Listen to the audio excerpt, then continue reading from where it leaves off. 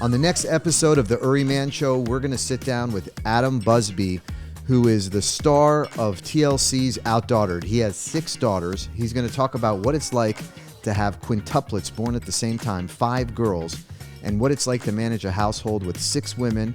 It's incredible. We're going to sit down and learn about the next season where he'll visit Lagoon Fest, Texas with his entire family. You won't want to miss this episode.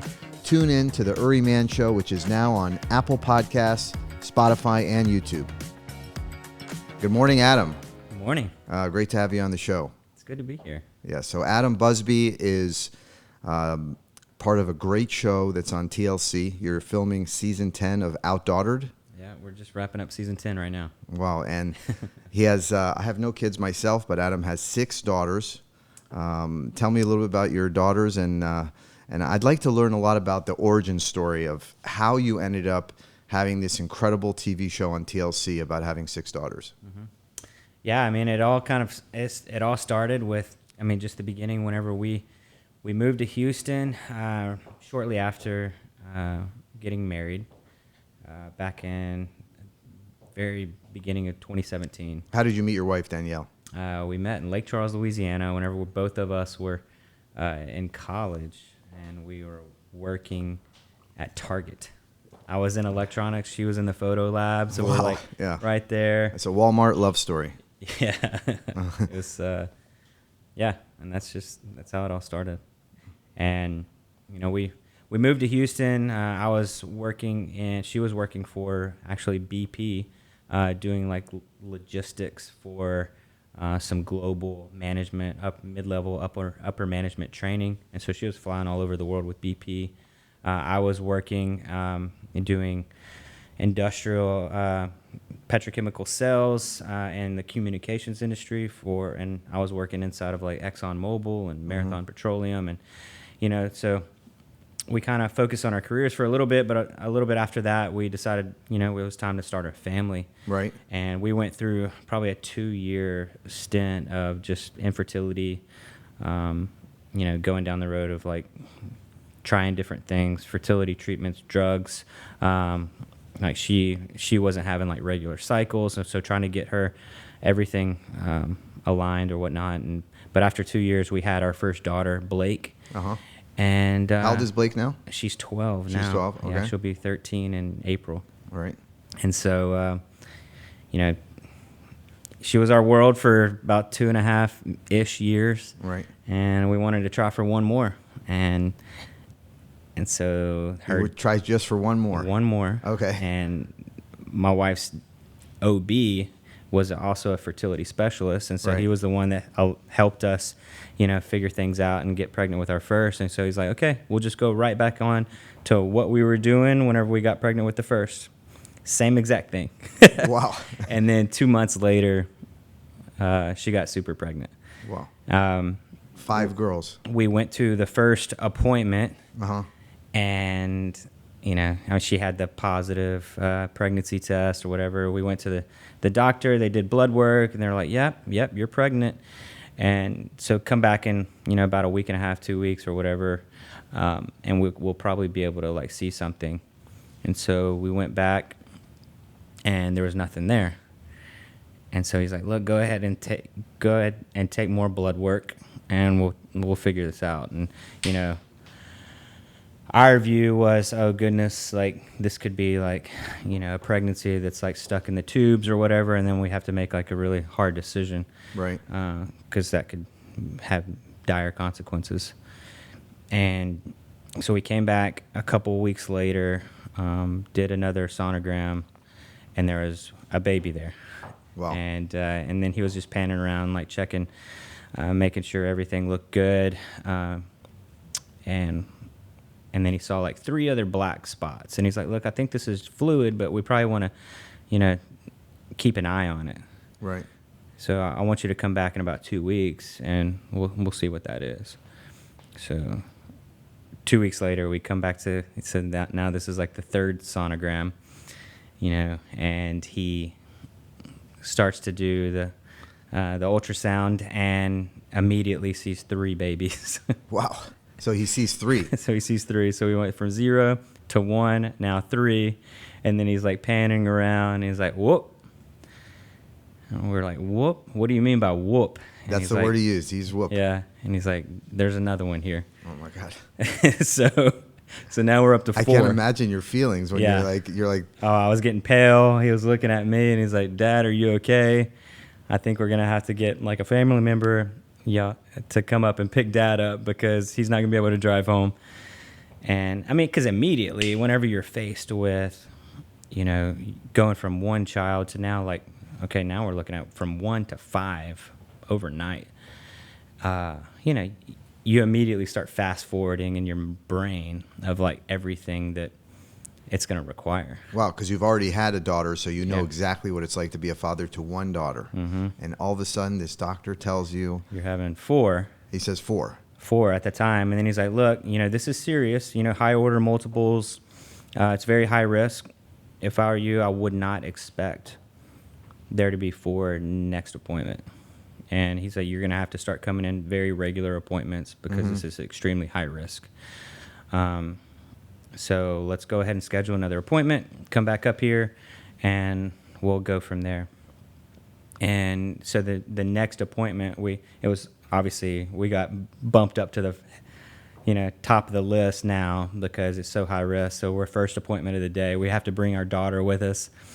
And so, because it was like we had to get up to the medical center before we could even drop her off for daycare. Right. And so my wife's up on the table. By this time, going through all the infertility stuff with our first daughter, and then now like all these other ultrasounds that we've done. I mean, my wife and I could read a sonogram like any other tech out there.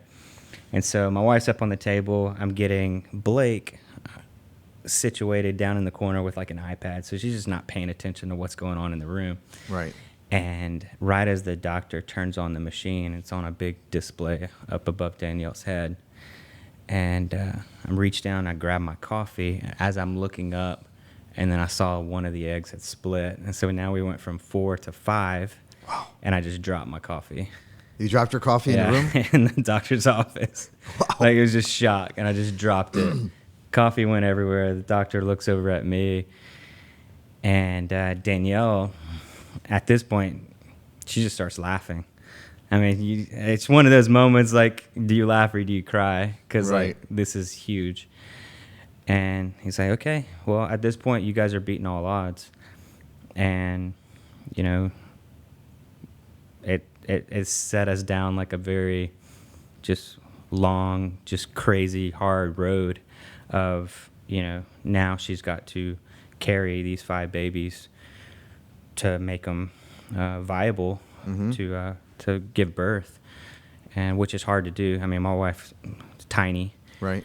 And he's like, we want you to go see this specialist that, he's probably the best at what he does in the world, worldwide published fertility specialist, but also he specializes in high order multiples. Right. And not fertility specialist, neonatologist, specializes in high order multiples.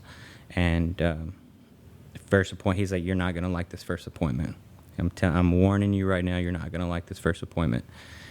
He's going to give you all the doom and gloom of everything bad that can happen, so you can make just preparing you a decision, of what we're going to do going forward.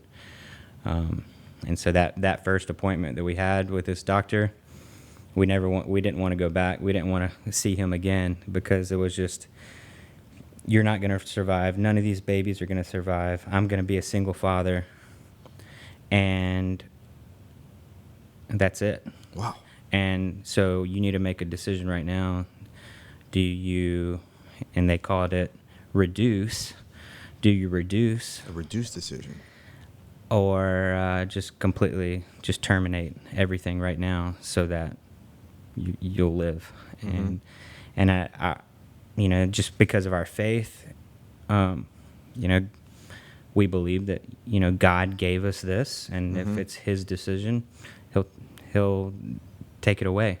But it's not our choice. So you turned to your faith and you said, "Hey, this is not our choice. We need to. This is what God gave us. Yeah. So we're gonna move forward." And so we ended up we left that appointment, and he said, look, just tell me your decision next week. And so we went back to her other doctor, and she's like, I don't want to go see this guy again. Like, he was wanting us to, either terminate all the babies or reduce down to like 1 or 2. And she's like, that's just not what we believe, and Right. we're not going to do it. And he's like, we just told him, we don't really want to go back to this doctor. Like, find us someone else. And he said, look, you need to hear this guy out. He's the best at what he does. Mm-hmm. Go back and see him and give him one more chance. And so, we took his advice and we went back. And whenever we went back, we told him, look, this is not our decision to make, and we're going to move forward. And his demeanor changed like that, and he said, okay, we're having 5 babies. And not a single peep about that. One more, and then he's like, let's do everything that we can. He's like, we're going to have 5 babies, so Wow. let's go. And just everything completely changed, and my wife was having to take in 4,500 calories per day just to be able to like feed and give enough nutrients for these kids. It didn't matter the type of calories as Right. long as it was calories. So the doctor told you have to take these types of meals, Yeah, unusual meals, in order to have 5 babies. Yeah, she had to go see a nutritionist and Right. do all kind of crazy stuff just to be able to support, everything going on inside of her body. Wow. And so that's amazing. So yeah. I've watched your show because, of course, I was really curious since you came to the lagoon to film an episode, and I'm excited to see that in season 10. Yeah. It's going to be amazing. But so tell me a little bit about, you go from this, that's, acknowledgement that you're going to have 5 babies. Can you talk about the day they were born, and then can you take us through kind of what happened from that point until you decided to start your own show? Yeah. Yeah. Well, I mean, you have to go back just a little bit further because, like, once all of because we're originally from Lake Charles, Louisiana, and now living in Houston. We have a few friends in Houston, but like most of our friends and family are back home in Louisiana. So whenever everyone found out that we were having quintuplets, that's a big deal. Yeah. And so naturally, phone calls and text messages and Facebook messages and, these things. What about the media? Did the media reach out to you also? Well, at this point, not yet. Not yet. But we couldn't keep up with just the friends and family. And so, look, I told Danielle, I'll just create a blog, and we'll just once a week, we'll put up like, hey, this was the appointment, because we were going to doctor's visits every single week. And so this is the appointment this week. This is what happened. This is the stats of like how the kids are doing. And we'd put up like a belly photo, once a week, and just put it up there. And then we created like a Facebook page and like stuff like that just to share it to that. So everybody had a place to go to. And so I could just send them one link and everybody has all the information. So I just wouldn't have to keep up. And within about 3 months, our website had over 400 million views. Wow. 400 million views. It just went super viral. Right. And which led to, TV production companies all over the world reaching out to us. So even before they were born? Yeah, before they were born. And then, going through all the stuff just to try to get ready to have the babies. All these people are calling me, reaching out to me, and I'm having to just kind of sort through, people just BSing me in the industry. Right. Yeah. Promising you the world. Right. Because they want you to sign with them or whatever to, agree to do this television show. Right. And just because by that time we already knew that it was all girls. And, When did you find out they were all girls? Like what? I think it was like 13 or so weeks into it, we found out it was all girls. At first, like 1 week prior, he saw it was 4 girls and a boy. What he thought, and he was fairly confident in what he saw. And then so we actually made a YouTube video, and like a gender reveal YouTube video where we had our oldest daughter Blake open up some presents with like some little onesies that said baby A through E, and baby C was blue. And the very next appointment we went to, thinking that we were having 4 girls and a boy. Yeah. Very next appointment, the doctor, he was just super quiet that day, and like going through, because like her ultrasounds would take 2 and 3 hours, because you're just having to try to locate, because you couldn't tell where one baby started and the other baby stopped, and you're just like looking around. And he just kept looking around, and like he was kind of getting frantic. And finally he just stopped, and he's like, "Dad, I'm not seeing a boy here." He's like, I can't find him. He's like, "I'm not seeing a boy." He's like, I see 5 girls. And I was like, okay. Because, I mean, at that point, 4 girls, 5 girls, because of our oldest daughter, and 1 boy. I mean, 1 boy would just complicate things. Right. I mean, you might as well, if we're going to have a bunch, you might as well just have all of one thing. Just so, you would have to, like, rearrange rooms and cater to this one child that's different. Right. And so I'm like, oh, that's even better. Okay. Because it's all girls. Yeah. And so in your mind, you think it's going to be easier, right? Yeah. Yeah. And so, I mean, it's going to be hard as it is. I might as well at least try to make it a little bit easier with it all being one gender. Mm-hmm. So, yeah, I mean, then we got, we had to sort through all of that with production companies and people just promising the world. And, ultimately we kind of, we thought and prayed about it a lot, about like, should we do this? And, at the time, the church that we were going to, and just like our faith in general, it's all about like sharing your story. And, everybody has a story to tell. And no matter if it's, how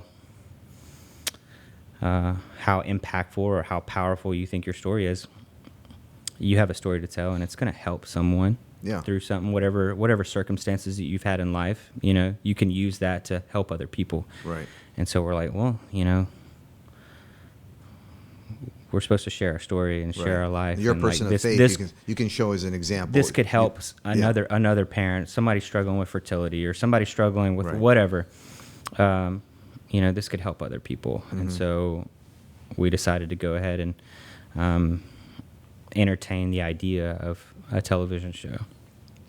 And ultimately we settled on, one producer that we thought, would look out for us. He was a family guy and stuff like that. And I just had a good feeling from him that we could trust him. And so we settled with him, and still with the same person? Still with the same person. I mean, he's obviously been very successful for you. So you went with your intuition, and now you have this incredible show. Yep. Yeah. So do you sign before they were born? We signed with the production company just to, sign with him, and we created what they call a sizzle reel before the kids were born, and we had not signed with any network yet. Right. We actually did not sign with TLC. Well, ultimately, we knew TLC is the best place for a show like this. And other networks were reaching out to us and promising us, like, guaranteeing us, we're going to be the headline show of the network. We're going to have first season. We'll have 8 episodes, all this stuff. I mean, networks were reaching out to us, just promising this to the world. And we were just kind of holding back. We're like, no, we just feel like TLC is the best place for this show. And that's where shows like ours has had the most success anyway. Yeah. And whenever you think of a show like ours, you think of TLC. And so we were waiting. TLC was kind of keeping their cards to their chest because they probably know that. Right. And so they would come back with us and say, oh well, we'll do an episode, and if it does well, or we'll do a special. If it does well, we may come back and like revisit, or like where are they now type thing. And then so they were just keeping their cards to their chest, and we were holding out. And then one day, it was after the kids were born, we went ahead and decided to go ahead and film the birth, because we wanted that personally anyway, because it was a big deal to, just to document that. Yeah. And that was another thing. We decided to film a show just because, like, we're like, well, in our opinion, we're like, nobody's going to watch this. We're not that interesting. How wrong you were. at the very least, this is like a free documentary for the first year or two of the kids' lives that we'll have forever. Yeah. So let's do it. Right. And, you know, it was just kind of selfish, but it was like, man, this is like free documentary. Right. You just have people following you on, you know, following you around. We'll have it forever. Yeah. And, yeah. So we went ahead and we filmed the birth with the production company. Mm-hmm. And, you know, we were in the NICU and we still had not landed on a television network yet. We hadn't made that decision. And then the news broke out of the Duggar family. They were the number one show at the time. I think the number one show on TV, and for sure the number one show on TLC. With all the crazy scandal with the Ashley Madison stuff and with Josh Duggar and everything like that. And naturally, TLC had to break ties because of that. And we got a call that night. They need a replacement. And we ended up replacing that show. So, you know, it was just kind of luck, kind of whatever, but I don't know. I don't know if it's just kind of God looking out for us. Mm-hmm. You can say what you want, but, you know, that was like our break. And so ended up signing with TLC, and that's all she wrote. I mean, now we filmed like 8 seasons, and then the COVID year, it was just hard. Normally it would take about 3 to 4 months to film a season. Right. Through COVID, it took a full year, pretty much, to film the season, and just everybody was just worn out after that, and you know, kids just looked like they were burnt out and just tired of it, and so, you know, that was all they knew from whenever they were born. So I'm like, look, it was one day we were pulling into our driveway as the crew. We were trying to finish up this season. Crew was suiting up in our garage, and as I picked the girls up from school, and as I'm pulling into the driveway, one of the girls says, "Oh man, we're filming today," and it was like a knife, just like stabbed me in the chest. And I'm like, "That's it. We're not doing this anymore." Like the second one of my kids says that, like that's the last thing that I want to hear. Right. And I'm like, okay, we're done. They're not having fun. We're not going back. This is it. We're not doing this anymore. And so we took a break. We walked away for about 2.5 years. We just decided just to focus on our family. We took a lot of vacations and just relaxed and just took it easy as a family. We wanted our kids to see what life was like without TV and without being, you know, front and center and stuff like that, and without cameras in their face all the time. You know, we would still do and kind of keep up with like our YouTube stuff. Just right. But what's your YouTube channel? Our YouTube is called It's a Buzz World. YouTube.com/It's a Buzz World. And you know, our YouTube is just like fun stuff that the kids want to do. Like we'll kind of vlog like a family vacation, or we'll have like play a game or something with the kids, and it's just fun content, stuff that the girls really enjoy doing, and usually they bring up like the topics like what we're going to make a video about. Right. And so like that's never been an issue with them. Right. Obviously TV is a lot more intense. Yeah, it's less intrusive, the YouTube channel. Yeah. And so we would still keep that up, but over that 2.5 years, and you know, the network would call, you know, every few months or so, and just to check our pulse, like, hey, how y'all doing? You know, would y'all want to come back, or would y'all? And they'd throw out a few ideas. We're like, no, we're good right now. We're just gonna stay away. And we started going to this new church here in Houston. It's called One Life Houston, down in. Is that in the League City area? Webster area. Okay. And we did something that we've never done before. The church was doing an all-church fast, where they were fasting for, I think it was like 3 or 4 days or something like that. I'm like, I'll try it. And so me and my wife did it. And it was, you know, whenever you would normally be eating, you know, you spend that time like in prayer, or just listening to like maybe what God has to say, or just kind of hearing direction or whatever, just and just kind of being more in tune to that. And at the time, I mean, every day, just going around town, going to Target, going to HEB, people would just approach us like, hey, love you guys, love the show, or like want a photo or something like that. I mean, that's every day for us. And you're celebrities. Yeah. I mean, but this particular week that we were going through this fast, it was very different. It was people reaching out to us, coming and meeting us.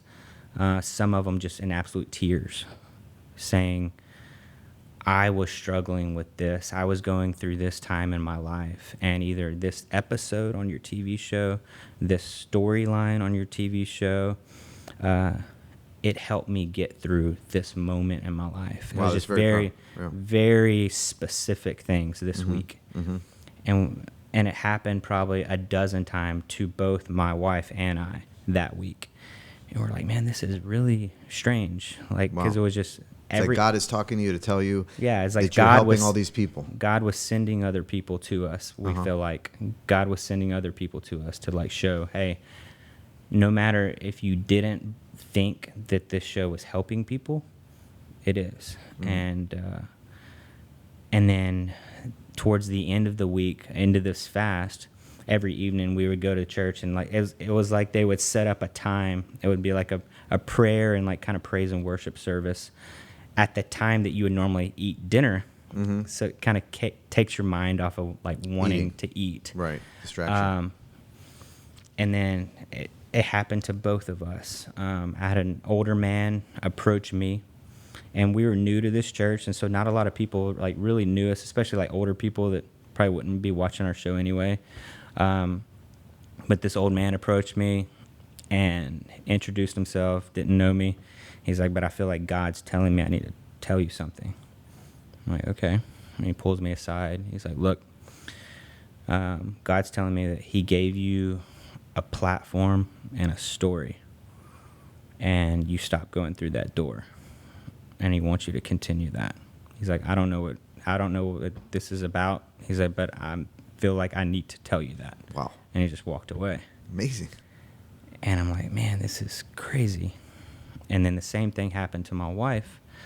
Like the next day, she was sitting in the back of the church, and she was just sitting in a chair, and this older lady walks up to her, puts her hands on her shoulder, and she said, because obviously we're on TV, and like things get edited a certain way and stuff like that, and naturally anything going on TV, they kind of edit things to lean towards a little bit of drama. And there was a few things make it interesting that had kind of hurt Danielle like over the years, some things that she thought was like kind of misrepresented, or both of us thought that things were a little bit misrepresented, and which kind of put a little bad taste in her mouth about a few things.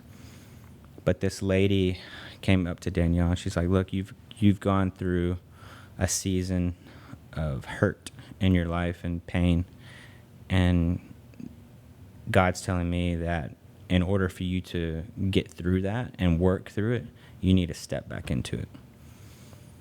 And, so Danielle and I were purposely not speaking to each other this week, and we were going to kind of regroup at the end and like, hey. And so the last day we went out to dinner, and we're like, okay, this was what I think that like God's telling us through this. And we started to share each of our own stories back and forth, and we were both just like, what? Like that exact same thing happened to me. And like it was just like both of us like it was the same story, and we're like, man, I think God's telling us that like we need to step back into this and go back and film. You asked the kids?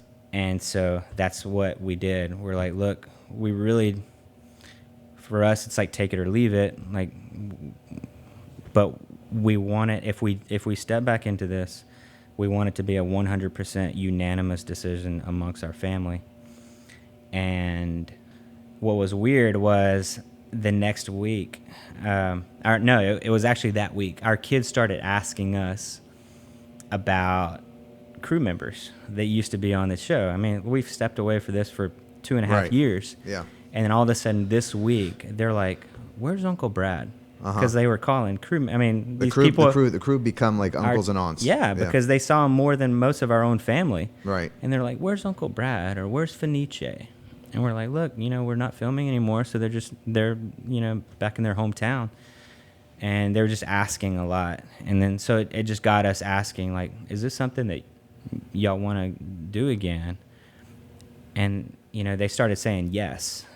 Great. But I was like, look, I want a definitive answer from you guys. And so, I started telling them, like, well, but, okay, yes, I know, like, what did you like about filming? And they would tell us all the fun stuff and the cool places that they got to go and the fun things that they got to do. And I'm like, well, remember these moments, like where you would get home from school and you'd have to go sit on a couch and answer a bunch of questions, stuff like that, making TV. And I was like, do you want to do that again? And they're like, yeah, we want to do it again. And so, the big kicker was like our teenage daughter, at, 12 years old, like, hey, do you want to do this? Because now you're in middle school and, think about like, what this affects. Like now you're in middle school and stuff like that. And she's like, I want to do it. I'm like, okay. So, whenever me and Danielle like regrouped and we had this conversation about like, should we do it? The network was calling us like probably every 3 or 4 months and asking, checking our pulse. Mm-hmm. We're like, look, we're not going to pursue it, but next time they call, we'll entertain it. And so it was 2 days later, the network calls out of the blue. They're like, hey, would y'all, we'd like to do some stuff. Like, what do you think? Yeah. And so it sent us down like probably 2 months of like negotiations back and forth. And obviously you learn a lot over the years, like filming. Right. And so, we were able to like negotiate a few other things in our contract. Like if we go back, we want to have more control of our story, of our life, of our time, of decisions made with the show. And so, if we come back, we want to be executive producers of the show. So where, cuts of the show come to us, that we get to view it and we get to approve it before it goes on TV. So you decided to have another season, and since then you filmed several seasons. Now you're filming seasons 9 and 10. Yeah. So we're wrapping up season 10 right now. Wrapping up season 10. Yeah. Okay. I want to ask you a few questions about your experience selflessly at the Lagoon, because we saw you. The reason why I reached out to you is I remember like a few years ago, the Lagoon experience wasn't as good as it is today. Yeah. People were writing comments and people asked you about your experience. And then I said, wow, this person, Adam Busby and Danielle, they brought their daughters to the Lagoon. I'd like to see if they would come back and make sure their experience is better. That's how we met. Yeah. We started talking. And then you came back, you had a day at the Lagoon and decided, hey, this could be a fun place to film an episode. Yeah. Can you tell me a little bit about your experience at Lagoon Fest, Texas, at the Lago Mar Lagoon? Yeah. So, how long has the Lagoon been around? We opened it in 2019. Yeah. It was like right before the pandemic. Right before the pandemic. Great timing. Actually, we opened great timing. We opened in the middle of COVID. And we advertised at the time. Could you imagine the struggles there? Yeah. We said we're gonna operate below 35% capacity, so everyone can safely social distance from other families. And people came. It was very successful. We had 40,000 people in 5 weeks. And we're proud of the fact that nobody claimed that they got COVID at the Lagoon. Yeah. Of course, they're outdoors. They're in the chlorine water. They feel we provided a way for people to enjoy the outdoors in a time when people felt like there really wasn't much they could do with COVID going on. Yeah. But that's when we opened. Yeah. Yeah. So,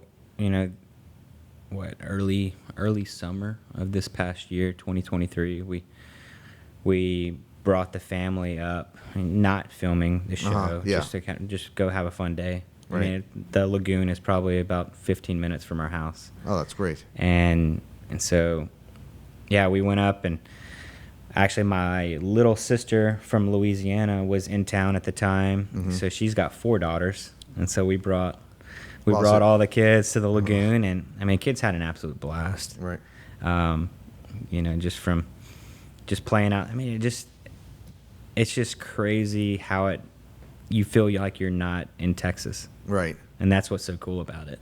Like, and you know, the pictures that we take and stuff like that. I mean, I'm a photographer, and so whenever, you know, you go there and you take photos, and everybody's like, man, like thinking you're in the Bahamas. Right. Like, no, we're just like 10 minutes from home.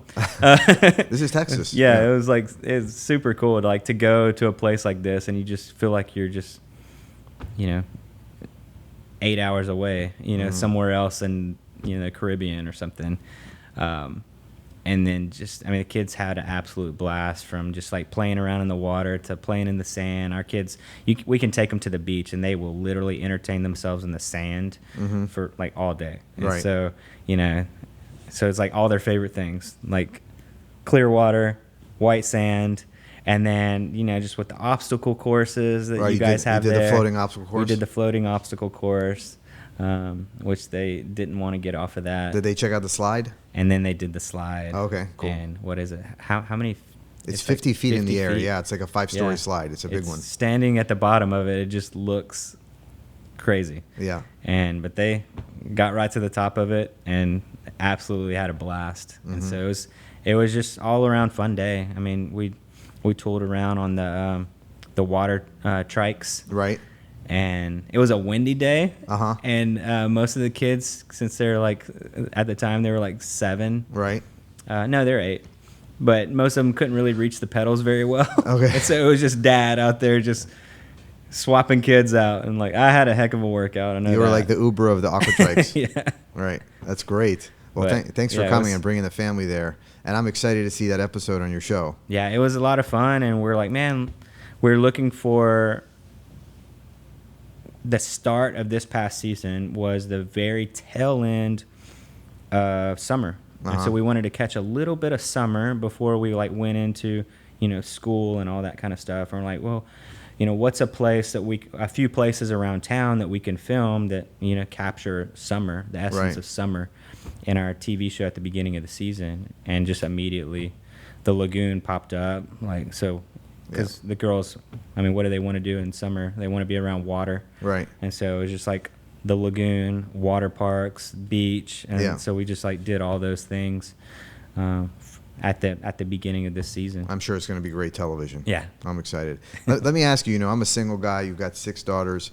You know, I was thinking, I'm just curious, like, how do you make meals? What's like your grocery bill like to have that many kids in the family, or how do you manage that? Yeah. I mean, every recipe you come across, I have to either double or triple it. Right. And yeah, I mean, our grocery bill per month is $4,000. Wow. Yeah, it's $4,000 a month. That's amazing. Yeah. Yeah, it's actually probably a little bit more than Do they that, all closer to agree? $5,000. Do they agree to eat the same food over together? $1,000 a week. They agree to eat the same food together. I mean, do you have to cater? No, I mean there's a few that give us trouble. Yeah. And so you know, you have to cater different meals to what the entire family is gonna like. You know, I'm a big steak guy. I like steak and chicken and all that kind of stuff. Thank goodness, like I have a partnership with a company called Good Ranchers, and so like I get a lot of meat at the house. Good Ranchers, I've heard of that. That's like a subscription meat business. Yeah. Okay. 100% American-made meat. Right. From like local like artists and ranchers around the U.S. And so it's just great quality beef that comes to your door. Beef, pork, chicken, and pork comes to your door, and so I have a relationship with them, and we keep our freezer stocked. They help to keep your kids fed. They help us keep our kids fed. Yeah. And what's it like living? I mean, I can't imagine living. You have 6 women in the house, young ladies, and so how many hairbrushes are there in the house? Do you have any idea? It's crazy. We probably have more than I could count, but it seems like we can never find them. Right. It's like they grow legs and just walk away. I feel like every morning I'm like, where's the brushes? Where's the brushes? But yeah, we have a cabinet in our living room where we keep like brushes and hair ties and all that kind of stuff for the girls, and it seems like the brushes are never there where they need to be. Right, that's funny. And are the girls willing to kind of share clothing? Do they share? Yeah. So we keep most of the Quints clothes in 2 rooms, and a lot of outfits or whatever, like coordinating or like the same of one thing, which in the past we've dressed the girls alike just because it makes it easier on us, for one thing, to like coordinate outfits for the day, but also like whenever we go out in public, whenever all the Quints are wearing the same thing, they're easy to spot. Right. Oh, so if like one of them gets separated, like you can immediately pick up, oh, we're missing one. You're missing one, right. And so that was kind of our mindset, like dressing them all alike. It's like whenever you see a field trip, right, of students like from an elementary school, they're all wearing matching T-shirts. Exactly. It's kind of the same thing. We got like a little class. You have to have your own uniform so you can keep track of where everyone is. Yeah. Wow. It's funny whenever we're at a store or something, people think that we're on a field trip with like a preschool or something. Like, no, they're just my kids. Right. Amazing. So besides this fantastic show and of course Buzzworld, you got millions of followers on YouTube. What other projects are you working on? I think you have a clothing store or boutique clothing store. Yeah, we have a women's and children's boutique down in League City, Texas. Right. And it's called Grayson B. Okay. Grayson is like the boy that my wife never had. Okay. And that was the name that was the name you picked? Yeah. So that one time that we thought that we were going to have a boy, his name was going to be Grayson. And so naturally,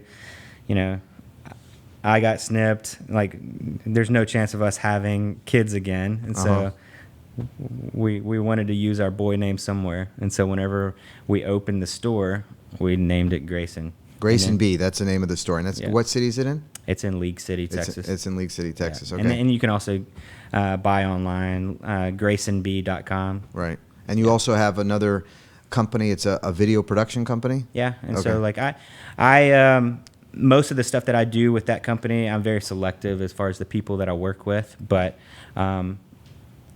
because we stay busy with the TV show and the store and like a few other projects that we do, our YouTube channel. And so I like stick to projects that like I just have fun with. And so like right now, like one of the big companies that I'm working with is Good Ranchers. I do a lot of like revamping like all of their photos and helping a little bit with video stuff, but like mostly like product shots and all this kind of stuff, just helping them like kind of refresh their entire look and aesthetic of the company, website, stuff like that. And so it's been a big undertaking because this company's just been growing so fast. And like next week I'll be at the Super Bowl with them. That's fun. And so, yeah, we get to do some fun stuff.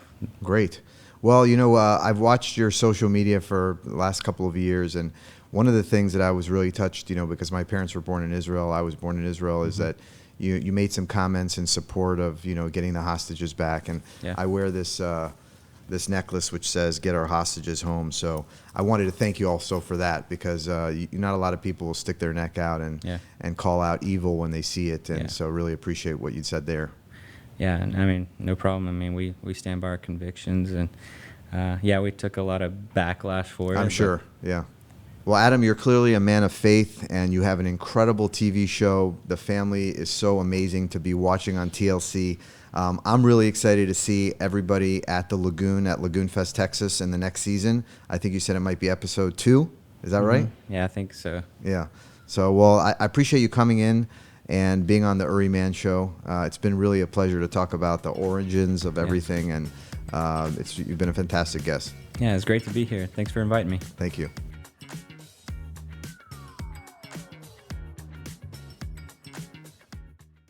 Big news! Lagoon Fest Texas is coming to Houston again this summer. Lagoon Fest Texas is the largest summer beach event in the Houston area and will bring hundreds of thousands of happy families to Lago Mar.